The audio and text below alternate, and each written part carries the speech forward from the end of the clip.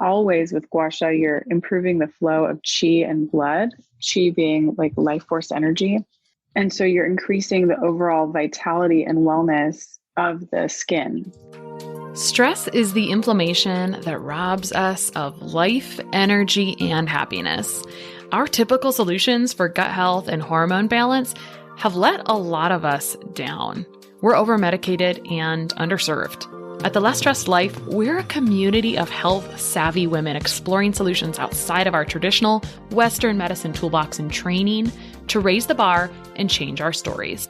Each week, our hope is that you leave our sessions inspired to learn, grow, and share these stories to raise the bar in your life and home.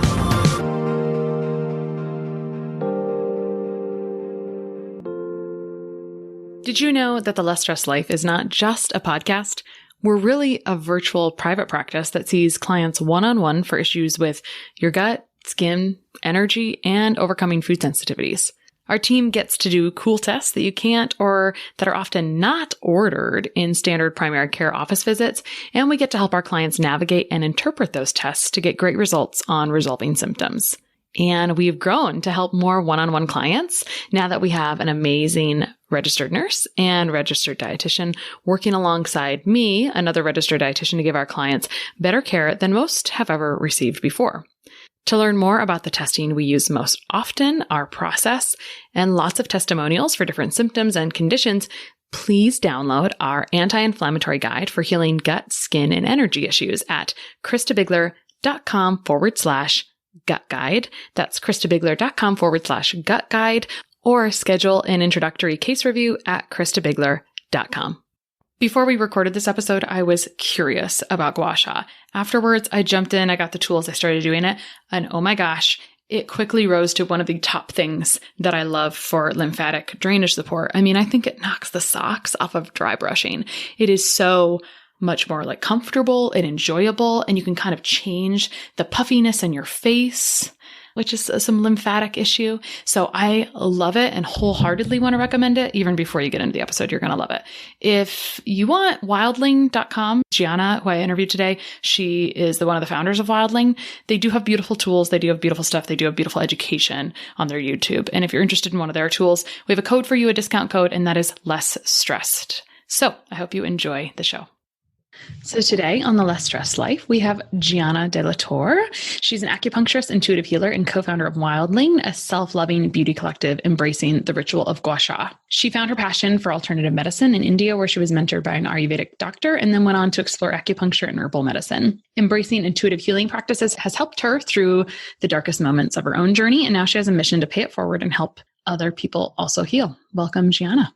Thank you. Thank you for having me. So I think that your story is pretty remarkable. Your parents are both providers, or maybe it was just one of your parents is a gastroenterologist and another is another doctor. So you were around health a lot growing up, but I'd love to hear where kind of you started and what landed you in India, why you ended up there, because that is the fun part before we get into the nitty gritty of Gua Sha. How did you end up where you are today?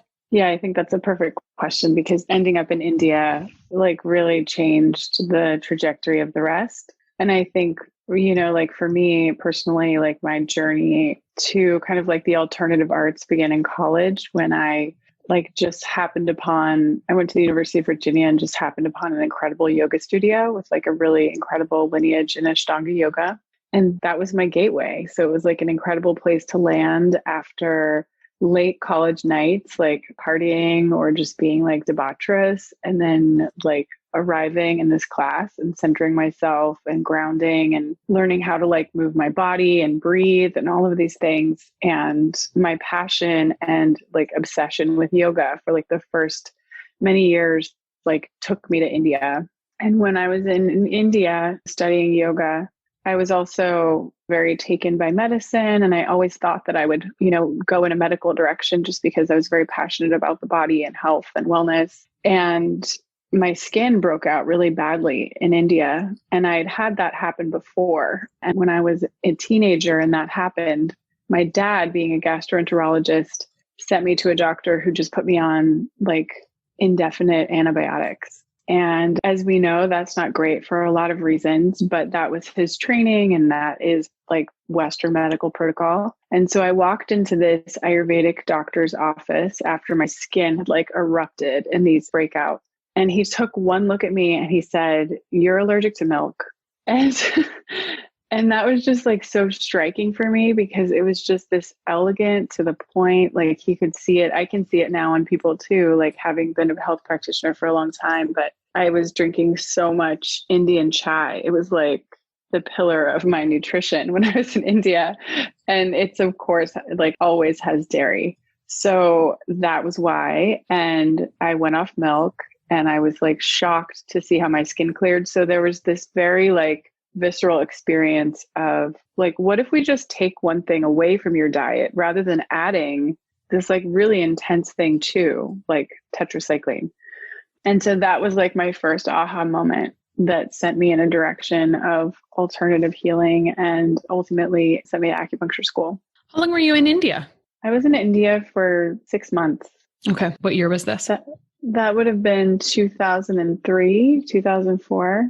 Okay. So this is like the pivotal moment where you see the change in your own health from something somewhat simple, right? Simple in a good way.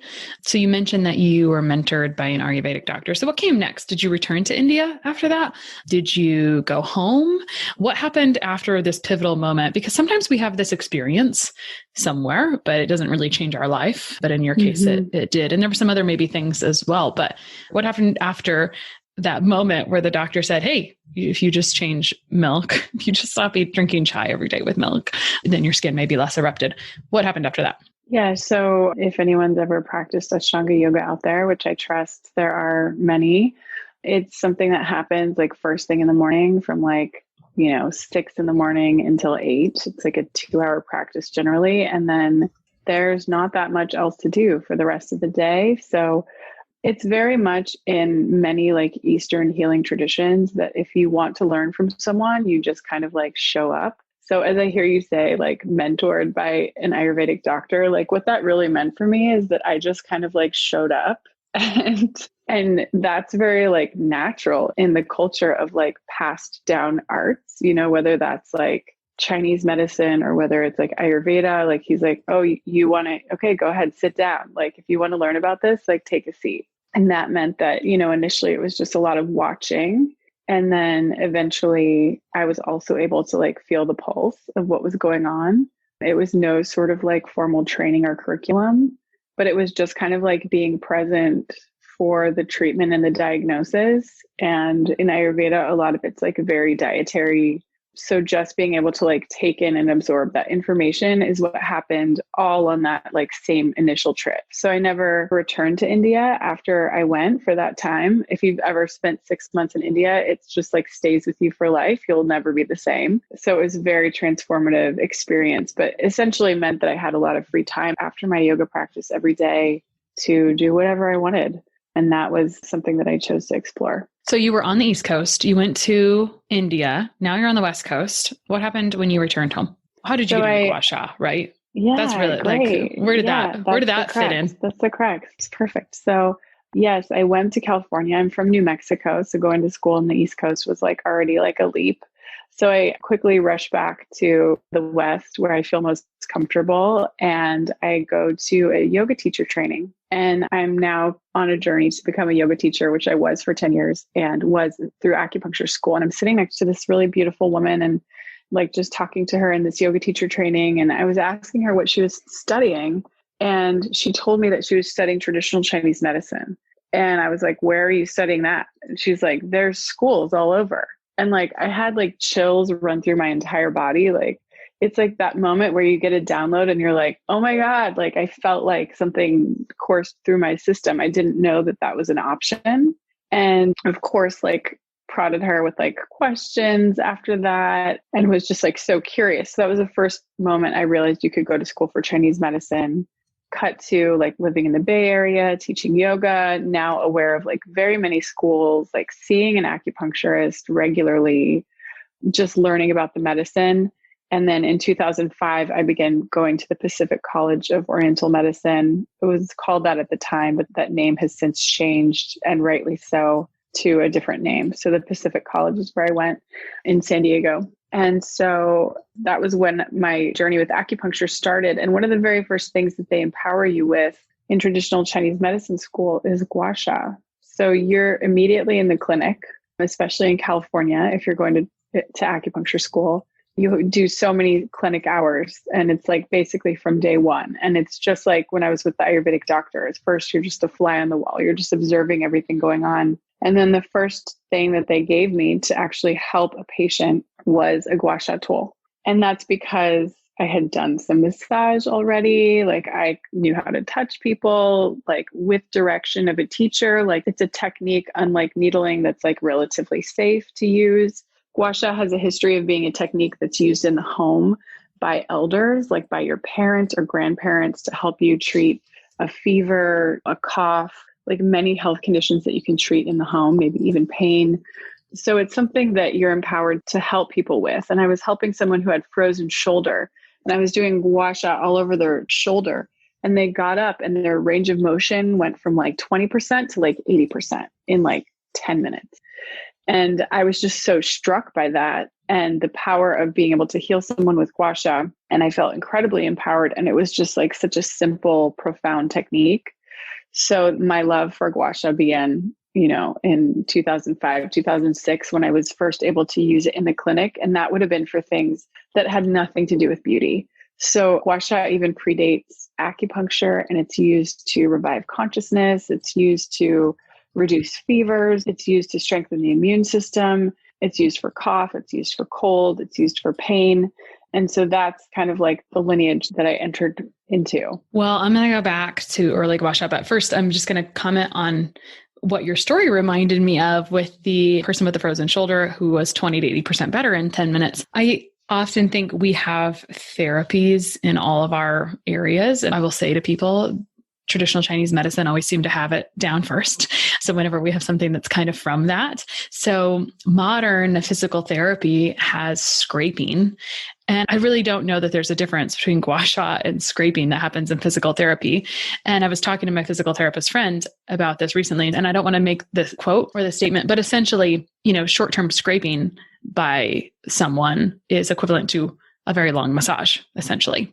Short term. So that's what your story reminds me of. I'm trying to find someone to talk about scraping, but I don't think it's very different from Gua Sha. So I want to go back, because if someone can't picture what this looks like, I think maybe let's go to that. Maybe what is Gua Sha? It predates acupuncture, as you said. It's an original piece of traditional Chinese medicine. But what is it literally? And like, what is it in the flesh? And also talk to us about the physiology of what's happening with Gua Sha when you're using that tool as well. Yeah, I will definitely get into that. And I first just want to say that, I think it's actually unfortunate that there's grace and techniques or these therapies that truly stem from traditional Chinese medicine, but don't always give credit in the same way that dry needling is a thing. A lot of acupuncturists are frustrated by that. I'm sure. Just because we want to honor the lineage. Yeah. And so there is not a difference. Basically, Gua Sha translates as scraping. Sand is one take on it, but the character for sand is different. It actually refers to the stagnation in the tissues. So it's it brings these little dots or petechia up to the skin that kind of may look a little like sand, but it's actually clearing stagnation from the tissues. So unless there's stagnation living in your tissues, none of this redness will occur. And for those of you who've never seen the marks that Gua Sha can leave, if you were to Google it, it's actually quite dramatic. Think cupping anywhere that you've received Gua Sha.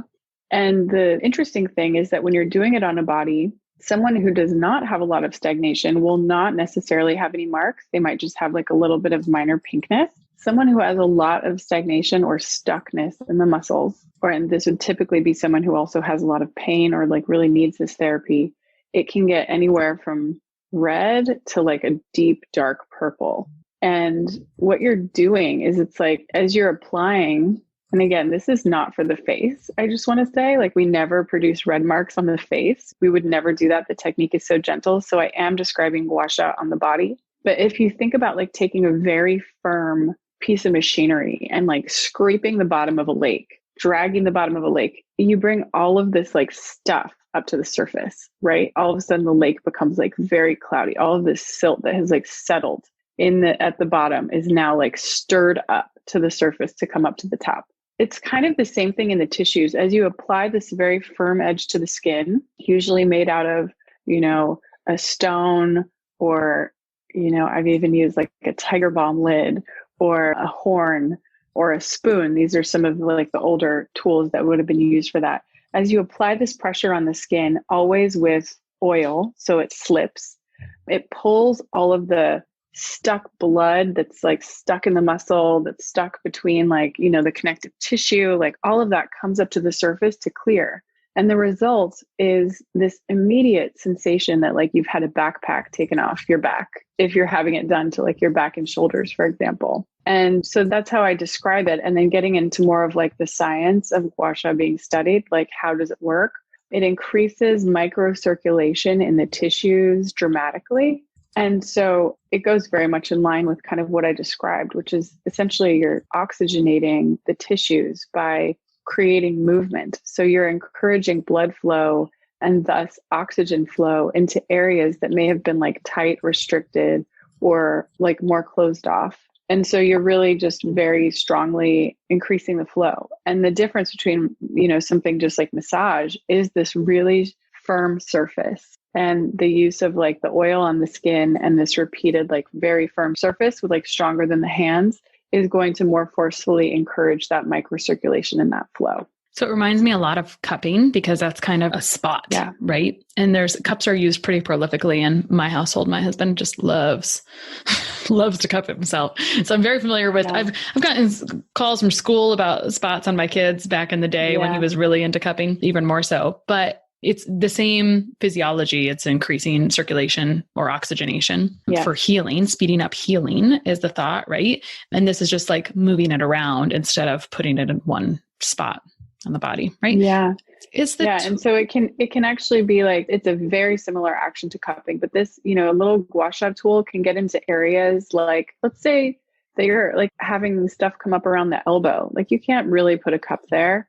Mm-hmm. You want to think about being able to like carve into the areas of the body and work on those. And that's when Gua Sha really comes in handy. But yeah, perfect. I love that you said that. My next question is the tool significant?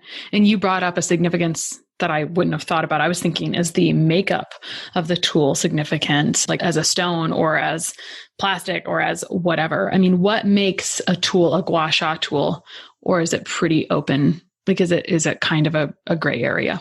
Yes, that's a great question. So a Gua Sha tool will typically be a thin, like if you think about like the spoon, that's like a great reference that we all know. It's a thin piece of metal that has that firm edge to apply to the skin. So some of them are stones, some of them are made of horns, but the thing that unites them is that they are all going to be like almost like disc-like thin edged, that you can apply that thin edge to the skin. And, for anyone who's at home, who's like curious, like the type of jar lid that I would always select would be, the lid to the tiger balm. It almost has this like round waxed edge to it that like fits nicely in the hand. And so that's the kind of like household items that people might be able to relate to. But there's various shapes. At Wildling, I've designed our patented tools, and we've chosen Beyond Stone for our Gua Sha tool. It's one of the original pillars of Chinese medicine. It was created when a meteor struck a mountain in ancient China, like before civilization. And it has a measurable ultrasound pulsation, a measurable far infrared wave. It's associated with increased longevity.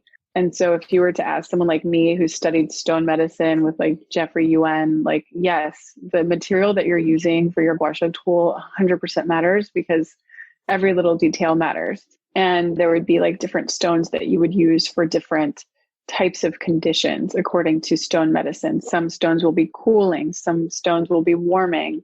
And that being said, maybe like not all practitioners would abide by that. Like they might just always use the same spoon for doing Gua Sha, at least on the body. So there's kind of a lot of ways to answer that question, but but that's mine. It touches your heart differently than maybe someone else that I would ask. When you have more education about a certain, you've arrived at a different, different feeling. Yeah. So, but I And appreciate that you talk about a spoon, but also this. Yeah. Yeah. And so when like I've thought about it so much because as Gua Sha being the passionate thing that it is for me, and then transitioning to work on more faces with Gua Sha and the results of that, I'm like, I couldn't be more of a Gua Sha tool nerd because I thought so much about how to design our tools for face and for body and put so much like thought and time into the edges and the material and, like the craftsmanship of that. So I'm truly a Gua Sha tool nerd. I've tried them all. I've used them all. And I designed like the dream tools with the help of like much feedback from my co-founders at Wildling. But yeah, it's a subject that's very passionate to my heart. So let's actually get into how Gua Sha works for beauty. We've talked about it on the skin, oxygenation. It reminds me of like myofascial release a little bit as well. Mm-hmm. Just kind of ancillary things, tools for health sort of. But you have really focused, your origin story had to do with, I believe, what was going on the face. And I think that you focused a little bit on that. We talked about how Gua Sha can leave marks on the body if there's stagnation and how we're not wanting to do that on the face. So talk to us about how it's a little bit different for beauty and why you use Gua Sha for beauty and what some of the benefits are there. Right. So another key principle to Chinese medicine is intention. So like anytime you're putting a needle in place, you want to think about like a point could have like 15 different functions, but you want to focus your intention on like, what are you using that point for? And I think the same, like when I began doing facial acupuncture and then also using Gua Sha on the face, I was just so taken aback because obviously that client came to me for beauty, like with an intention of looking better, feeling better. And so the gentle technique that I was using is just kind of like moving lymphatic fluid, relaxing facial muscles. Always with Gua Sha, you're improving the flow of qi and blood, qi being like life force energy. And so you're increasing the overall vitality and wellness of the skin. And that being said, the face is also what we call a homunculus, which means that you can treat the entire body with the face. You can do, you may have heard of like facial reflexology.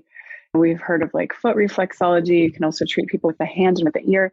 So you are also affecting the entire body, which means that when people would get up off the table, they would just like look so transformed. Like they felt so much better. They looked better.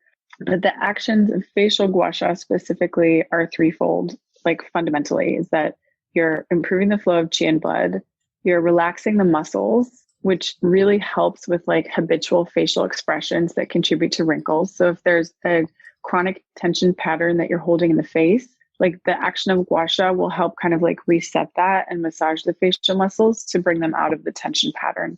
It also smooths the fascia, which is the connective tissue, because the fascia kind of hardens into the position that like the muscles tell it to, essentially. So over time, we can have like, again, these like habitual expressions that contribute to signs of aging based on tension and like holding in the fascia and in the muscles. So those are the ways that I identify facial Gua Sha as working most remarkably. I love it. I would like to know how it is unrelated to jade rolling, which is another thing that people might have been exposed to if they have heard of Gua Sha potentially, or I feel like it's a thing right now, rollers. Yeah, absolutely. Absolutely. Yeah. Rollers are like the 2-dimensional gateway drug potentially to Gua Sha. So a jade roller would require very little education.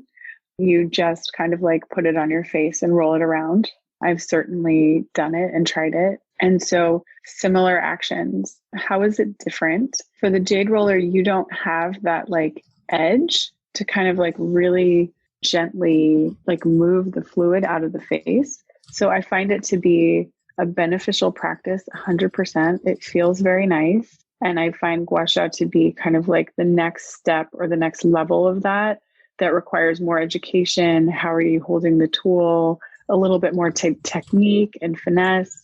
And so, if you're just looking to pick up a facial tool and not think any more about it, like a jade roller would be a good thing to just pick up and kind of try to see if you like the sensation. So I'm just thinking through people getting benefits, and sometimes there is a frequency to which you should do something. And so I'm wondering how often. I think it could be all the time, but if there needs to be some education around using Gua Sha, you can use a story with this as well, potentially. But how often should people use or get Gua Sha done to see certain benefits? And or I would love to hear kind of like a favorite story or two using Gua Sha in practice. Yeah. So the results are immediate and they are also cumulative. So like immediately after you've done Gua Sha, and I launched Wildling like basically when my child was born. So there was a lot of like sleepless nights. And I really thought that was an incredible time to really see those immediate results, because I would wake up feeling exhausted, like so puffy, and all of the like postpartum hormones, fluid in the body, all of that. I just really felt like a little bit like out of my norm, to say the least. So I would do Gua Sha and I would feel like my face was much less puffy, much like thinner. And then I also felt like my nervous system was calm and I felt more centered and grounded and awake. And so that's like an immediate benefit that you would experience. So for the person who, is just feeling a little off or wants to try Gua Sha before their makeup application, before like a special occasion, like, you would still see benefits in that immediate way. For people who want to like really commit and see more long-term results, anywhere between 3 and 5 times a week, and we're talking like 10 minutes or so at a time, will deliver more results, because you're then relaxing the face with more frequency.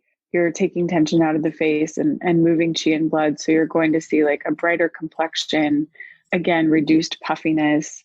And we started the 21-day Gua Sha challenge at Wildling, which you can find in the Learn tab of our website. And we did that because we wanted people to actually like take a before and after and see. And there's of course like the adage that it takes 21 days to form a habit. And that way you really like learn the technique. And I mean, the anecdote I want to share is just like the mind-blowing before and afters that we've seen. Some people say we're like, it's fine to share them. And some people just like share them personally with us, like just their pictures.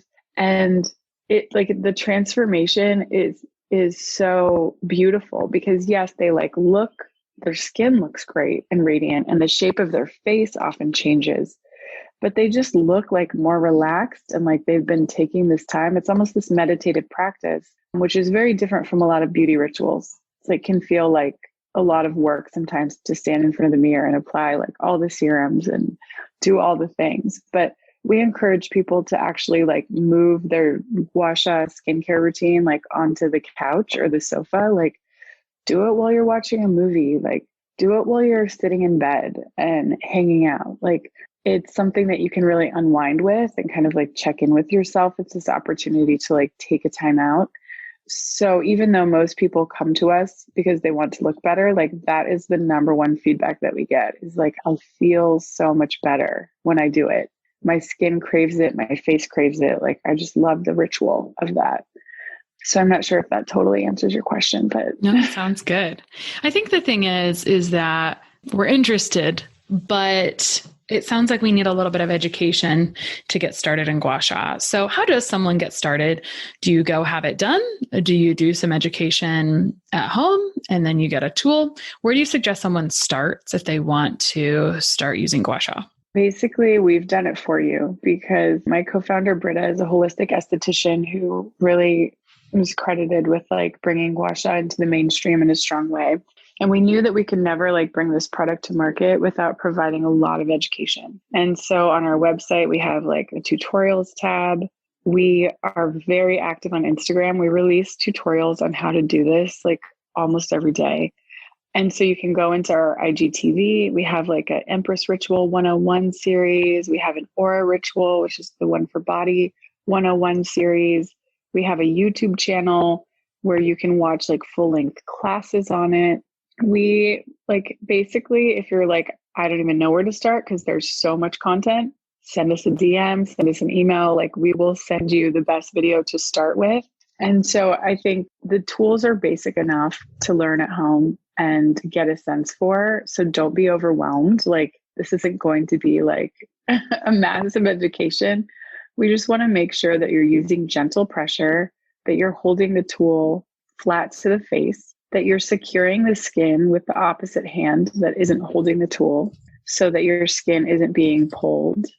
And the pressure is probably a lot more gentle than you think. We're a very type A culture, so we tend to think that like more is more, less is more. But with facial gua sha, because we're affecting the lymphatic drainage, like the technique is very gentle and should be, and there are better results with this kind of self-loving, gentle practice of it. So those are really the basic things that we're going to teach you, is just how to hold the tool, how much pressure to use, what angle to the skin, and how to secure the skin with the opposite hand, fundamentally. I think this is the perfect time for you to tell us where people can find you online.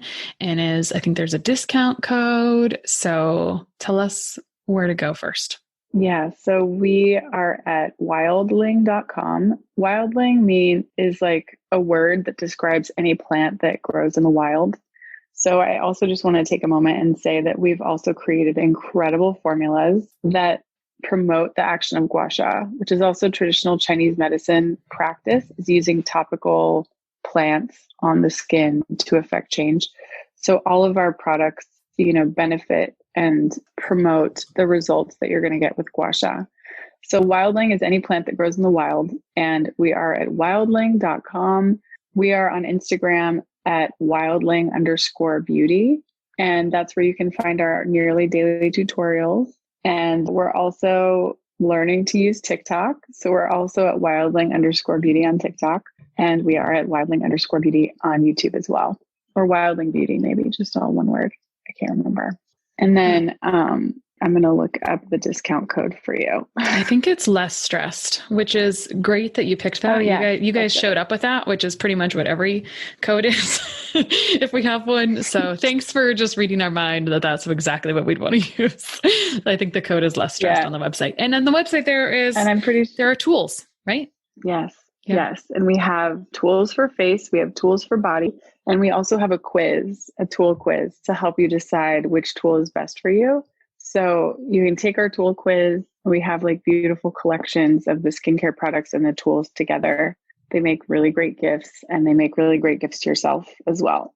I like that. And I want to mention one thing before I wrap here, that you said you were working on launching this company after you had a baby. And so you were just feeling not amazing and not well rested. And so I remember you saying that you felt nervous, that you felt calm and grounded after doing Gua Sha, which I feel like is a big thing for someone who practiced yoga for about a decade before getting to that point. So just wanted to underscore that a little bit. That's all. I have a great anecdote to add to that Britta, my co-founder, mentioned, which is that she was working on an anthropologist.